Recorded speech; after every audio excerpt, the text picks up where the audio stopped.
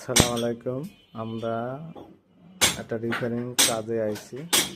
দেখেন নতুন ফ্ল্যাট, অভিজ্ঞতা মিস্ত্রি দিয়ে কাজ না করালে যায়। দেখেন ফিনিশিং কাম করছে, এই যে লিক বার হয়েছে।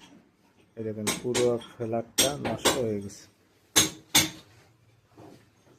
এই দেখেন, এই যে এই পাশে মানে চারিদিক লিক।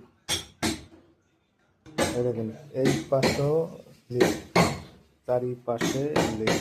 এই জন্য স্যানিটারি কাজ অভিজ্ঞতা লোক দিয়ে। এই দেখেন অভিজ্ঞতা মিস্ত্রি না আইলে যাওয়া হয়।